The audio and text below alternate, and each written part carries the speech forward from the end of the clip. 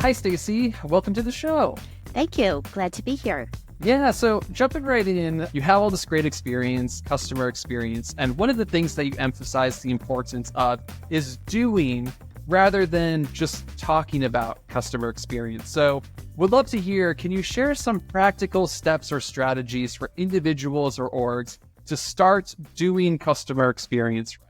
Yes, definitely about doing, because talking and thinking doesn't really get you far. So the first thing I would say when people call me and say, Stacy, I don't know if we're doing CX right. I start with taking inventory of what have they designed for customer experience? How do customers actually learn about a brand? How do they actually buy, learn, buy, get, use, pay, get help? As we know, customer service is not customer experience, but it's part of the holistic approach. And so looking at what has been designed, what's in place, and then actually validating with real customers that what you designed internally is actually meeting real customer needs, and then address the gaps.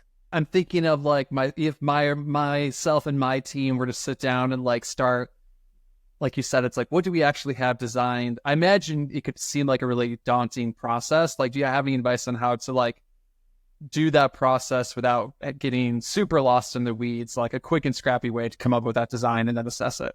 Well, if you don't want to work with someone like myself, then my advice is to read and learn about journey management. In fact, I have that book coming out later this year. In simplest terms, it's bringing every part of your organization together in a room and map out your whole omni-channel experience. Walk in your customer's shoes. And what happens in companies a lot is that people are in their silos. So they don't understand how one department affects the other. And let's talk about an example. You have marketing people who come up with a promotion, an offer. And then you have your contact center agents receive a call or a chat and says, oh, I want that offer. And the contact center reps never heard about it. So that consistency, that communication happens so much, which irates a customer, and that doesn't have to happen. So bringing together the internal organization, having someone who is the glue to the organization, where everybody understands their parts and how it affects the customer, and designing that experience and taking inventory of that experience is a way to start, even on a whiteboard. And then don't stop. You need governance around that. That's great advice. And I think, yeah, especially in like tech companies and when folks are moving quickly, it can be very easy to be like, oh, well, that's marketing's thing, or like, oh, that's sales, or that's support. But like, yeah, we all know it's like customers don't care. They just want a good overall customer experience. So up to us to figure that out. That's really great advice. On the teammate side, like you've said before, that like happy employees lead to happy customers. So we'd love to hear on how organizations can measure and improve employee experience in order to like get better customer outcomes. Or I guess like two-part question, or pick out however you want it. Like, what are ways that companies can like make sure that employees like feel really good, feel empowered, and authentically kind of connected to the work and to wanting to care about that customer experience? So I'll give you the short answer and the long one. The short answer is ask them. Literally ask them. The long answer is that you have to be very intentional on getting feedback, just as you do from customers, as much as you do with internal teams. And I say teams, I don't say the word employee, because your team is also your interns, your contractors, your partners. It's not just your full-time company staff. So now, there is obviously a metric that everybody knows, some love, some don't, which is your NPS, Net Promoter Score. And if you're doing nothing, it's a great place to start. However, I say don't stop there.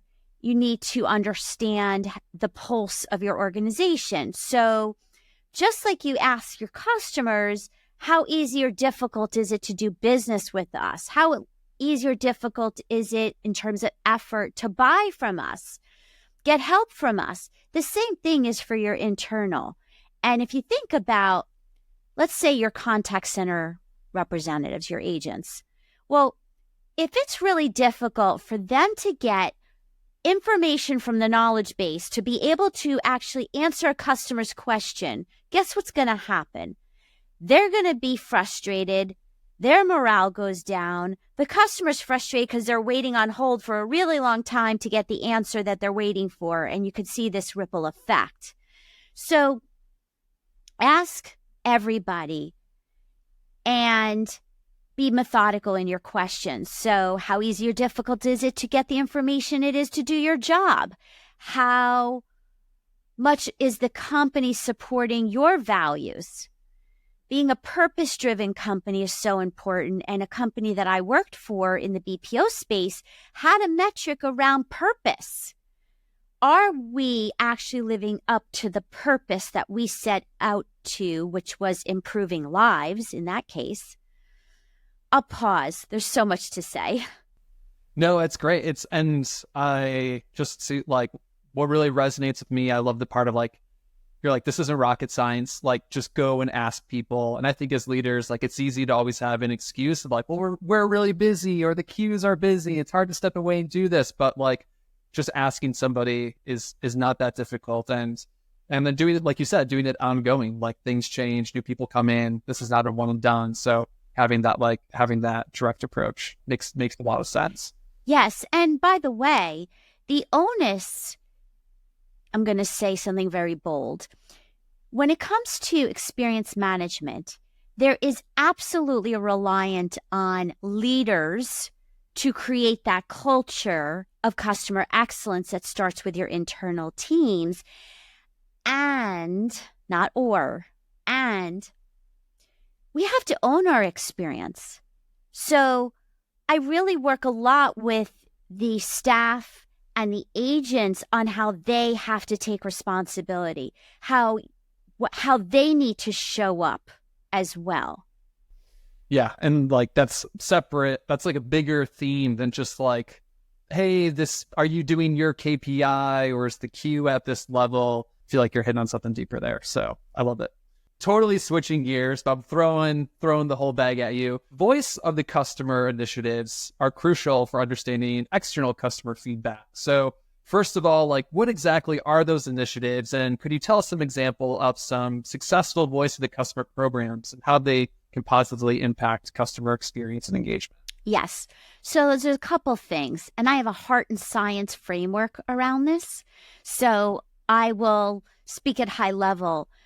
In essence, in simplest terms, you're asking for feedback. Now we call it voice of customer, VOC, in the CX world, but you're asking for feedback on what you want to know and validate what you designed as that customer experience and internal experience. And you get that insights, whether it's traditional means of surveys, and there's the quantitative and there's the qualitative feedback. People get stuck in just thinking surveys. It's actually your unstructured data too. Social media, your website has a form. People are actually giving you information there. Your chat, your customer chat logs.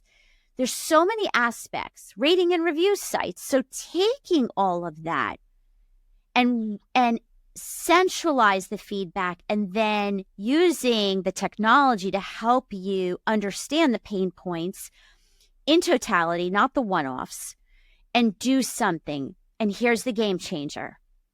The game changer is not just to look at the data and say, oh, this is the pulse of the customer, but actually take actions with your internal teams and let the customer know what you did. Too many companies fail short on that. You mentioned it stands out to me, the point of not the one-ups, but like the bigger trends. I know I'm guilty of like seeing a tweet come through, figuring out an escalation with the customer, and then going and bugging my ops team or our managers to be like, we need to fix this. I'm like, Bobby, just because you have to deal with it doesn't mean that needs to be our whole priority. So like any advice on ensuring like, yeah, you are getting the totality versus like the one-offs. Yeah. So what you're talking about is a pain point for me. So when I worked in the telecom industry in one department, I was the only one with the CX metrics, myself in the C-suite.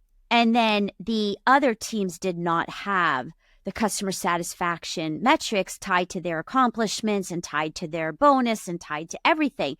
So when I came around and said, hey, I've got all this voice of customer insights, let's do something. And they're like, later, Stacy, that's not our priority. And I'm like, but yes, we have to. Here's why. So eventually I did fight that cause and everybody shared the metrics, whether it was the retail or the digital e-commerce team, not just Stacy. And that's when we moved the needle. So you've got to create common goals to make people really make CX a priority. Well, it's a nice segue. You know, you kind of talk about the different, in that example, you talk about different departments or different teams and like leveraging like different digital channels or different data. Like, yeah, there's all these different things that kind of tie into having a customer centric landscape. So can you share any like best practices for brands or looking to effectively use technology to kind of enhance their customer engagement efforts across channels, cross data, kind of bringing that whole thing together? Absolutely. Technology is our friend if we use it right with the human elements. So I love AI, for example, in the case where let's talk about customer service agents in one case where they are going through their training. They're very nervous to get on their first call with a customer. And so you can use AI for simulation to pretend that you're talking to a customer before you actually do live and go through it and take these different practice calls and actually get a rating and a score without your boss even seeing it so that you can get comfortable and take away the anxiety. So that's one really good AI case, the simulation. The second example is using AI when it comes to the voice of customer. There's so much information that you can gather. You can't possibly read it manually. So there's AI that can really help you synthesize, aggregate, and make decisions from rather than the human going through one by one by one. So that's just two examples of many. Yeah, and I know at the start of our call, we were chatting a bit about what we do here at Intercom, and we're big believers in like, you know, AI and humans. So having AI, whether that's like a chatbot at the start or AI to like help support and enable humans, like the example you described. While we're on the subject of AI, like what are your, like, do you have any thoughts on how integrating AI into different parts of the customer experience? Like what can make that great and magical? What are pain points to be worried about? Anything to kind of add on there? What I would do is go through the learn, buy, get, use, pay, service, help, and literally dive into each interaction point and figure out where it makes sense to have the human support or the human experience versus the robot, for lack of a better word. So for example, if I'm learning about your company, I go to your website, there's a pop-up, hey, how can we help you today? Well, I put in there and say, this is the information I'm looking for, which can be very valuable with a bot getting me there quicker. I don't have to go on a scavenger hunt. So that's great. Now I see information and I am confused by some of the information. So now I say, I need help with ABC. Now, if I go into this loophole with the bot, I'm actually going to get frustrated if I can't get to a human because I've said twice, you're not answering my question. And over time, I will leave and you're not even going to know it. So that's why I say there's best practices on how you interact with the digital and the human and knowing when and what is needed at each of the interaction points through the journey. Do you feel like those like best practices, are there any universal ones you would throw out to the audience, or do you feel like it can really vary depending on vertical or company size, things like that? Yes and no. I would say to do the basics right, it's about people. It's not whether you sell a phone service or a technology platform or ice cream. You're talking about human beings who need it to be simple, who need it to be intuitive. And so at the simplest form, you go through the journey and you literally act like a human who is your buyer. Now, if you're telling me that a robot's your buyer, I'm going to have a different answer. Which, by the way, we are there. The robots are actually acting on behalf of a person to pay a bill, or, there's a whole lot of use cases that are scary, but most part, we're talking about humans. So I don't care what industry you are. As a human being, make it simple, make it intuitive. Don't make it frustrating. If I just gave you my account number, don't ask again twice within 5 minutes, right? It's the intuitive things. Yeah, and it's funny because I feel like if I'm chatting with support leaders or like with friends at the bar, like everybody can pinpoint those times where we've been really frustrated with that. But then even here for my own team's experience, you go back and you find you're like, oh, actually, like this is like that thing I was complaining about. This is like where we're doing it too, So I think just like you've been preaching, having this approach, being intentional about it, looking at through the lens of your customer, going through the journey, that makes a lot of sense. Yeah. I want to talk about how we can use customer feedback to acknowledge and praise employees who go above and beyond. So could you provide some real world examples of organizations or companies that have successfully used customer feedback to really kind of motivate and reward their employees? Absolutely. So I had worked in the elevator industry, among many others. And here's an example where we did thousands and thousands of phone surveys because elevators and escalators are high ticket and safety and all that, so much involved in that industry. So we would do these surveys. My team was running that.